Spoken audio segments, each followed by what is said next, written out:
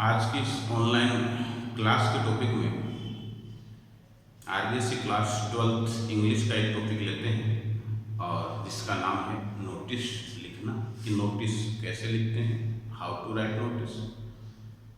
Notice क्या होती है? सूचना इसे हिंदी में कहते हैं कि किसी संस्था, किसी फर्म, किसी कंपनी जिसके द्वारा किसी घटना या अन्य किसी कार्यक्रम को लेकर के जो सूचना उस संस्था के कर्मचारियों या फिर यूँ कहें कोई स्कूल है या अन्य कोई शिक्षण संस्थान है तो उसके विद्यार्थियों या फिर कोई फर्म है तो उसके स्टाफ, इनके लिए या फिर ऐसी कोई सूचना जो आमजन के लिए होती है तो वो सार्वजनिक सूचना हो जाती है, तो उसके लिए जो जारी होती है इसे अपन नोटिस कहते हैं। कि हिंदी में सूचना और इंग्लिश में नोटिस।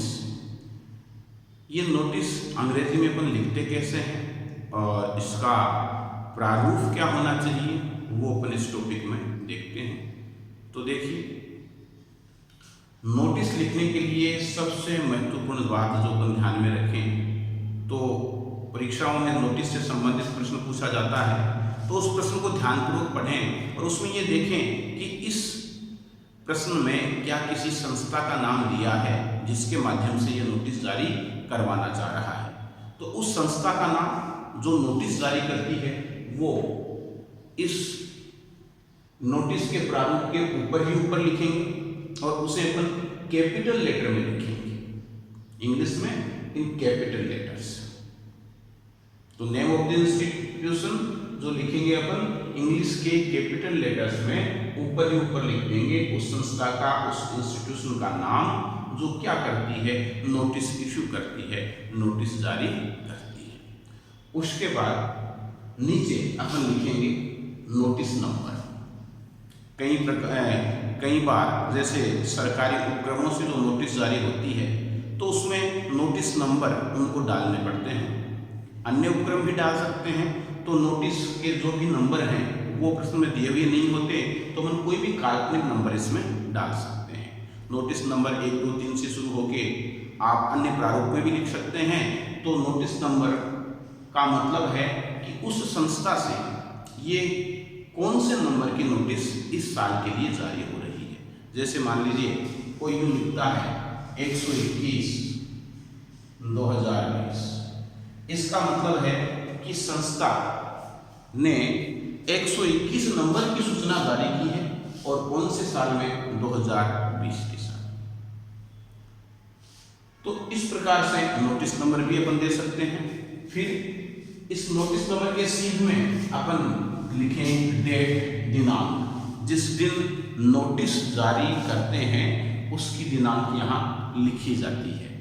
फिर उस नोटिस का हेडिंग कि किस बारे में वो नोटिस है, उसका शीर्षक, उसका हेडिंग अपन इस प्रकार से लिखते हैं। और हेडिंग संक्षिप्त होना चाहिए और हेडिंग को देखते ही अगले को यूँ पता लग जाना चाहिए कि ये नोटिस किस बारे में है और इसकी मुख्य बातें क्या हो सकती हैं। ये हेडिंग को देख करके नोटिस पढ़ने वाला व्यक्ति अनुमान लगा ले इस प्रकार का शीर्षक उसका होना चाहिए। फिर जैसे अगर विद्यार्थियों से संबंधित नोटिस है, स्टूडेंट्स से रिलेटेड नोटिस है, तो अपन लिख सकते हैं all the students are informed that, सभी विद्यार्थियों को सूचित किया जाता है। कोई कर्मचारियों को सूचित करना चाह रहा है, all the employees are informed that. इस प्रकार से जिनको भी इन्फॉर्म करना है उनको एड्रेस करते हुए, उनको संबोधित करते हुए अपन इस लाइन में लिख देंगे।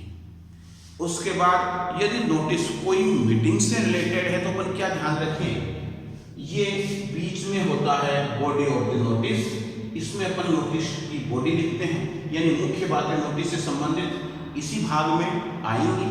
तो जैसे मीटिंग से रिलेटेड कोई नोटिस है तो उस मीटिंग की डेट, उस मीटिंग का टाइम क्या है, उस मीटिंग का जो एजेंडा है, कार्यसूचियां हैं वो क्या है, हु आर टू अटेंड, उसमें कौन कौन अटेंड करेंगे, एड्रेस कहाँ वो मीटिंग आयोजित होगी, कॉन्टैक्ट पर्सन और उससे रिलेटेड इंफॉर्मेशन किससे ली जा सकती है, इतनी चीजें अपन अगर कोई मीटिंग से संबंधित नोटिस है तो इस बॉडी में समाहित करेंगे।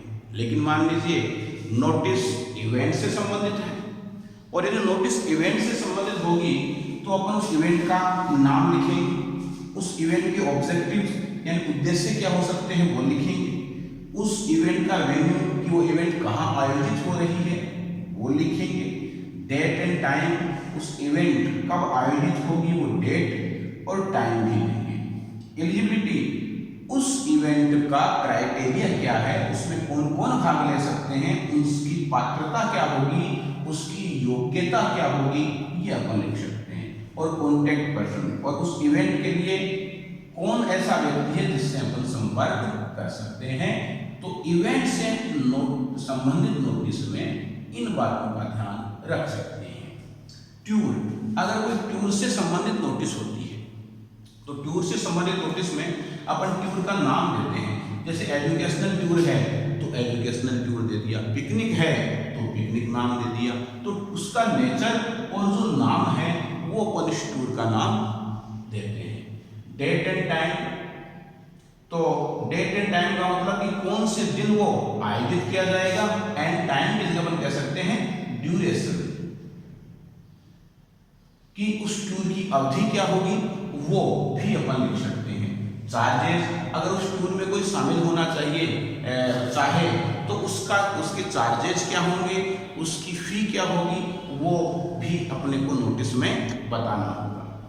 इंस्ट्रक्शंस, उस टूर में जो शामिल होंगे उनके लिए क्या इंस्ट्रक्शंस हैं, क्या निर्देश होंगे, वो भी अपन मुख्य रूप से इसमें बता सकते हैं। और कॉन्टैक्ट पर्सन, और उस टूर में शामिल होने के लिए किस व्यक्ति से संपर्क करना पड़ेगा ये भी अपने को बताना पड़ेगा। ये हुआ बॉडी ऑफ द नोटिस। और भी बिंदु हो सकते हैं जिनसे संबंधित नोटिस है, तो उनसे रिलेटेड जो मुख्य मुख्य बातें होती हैं वो अपने को बॉडी ऑफ नोटिस में यहाँ लिखना होता है। उसके बाद इस साइड कोने में अपन यहाँ उस व्यक्ति का नाम, हस्ताक्षर और पद जो नोटिस जारी करता है, नोटिस जारी करने वाला, नोटिस इशूइंग अथॉरिटी जो है, जो व्यक्ति नोटिस जारी कर रहा है उसका नाम अपन नीचे लिख देंगे। उसकी उस संस्था में, उस इंस्टीट्यूशन में पोस्ट क्या है वो अपन लिख देंगे। उसके सिग्नेचर भी वो अपने करेगा। ये सारी चीजें नोटिस जारी करने वाले व्यक्ति की अपन लिखते हैं। और ये नोटिस जो पूरा अपन ने लिखा उसको एक आयताकार इस प्रकार से बक्से में एक बंद कर देते हैं, चौकोर बॉक्स में बंद कर देते हैं। तो ये नोटिस का प्रारूप होता है। तो इस प्रकार से अपन किसी भी बिंदु से संबंधित जो नोटिस है वो इंग्लिश में लिख सकते हैं।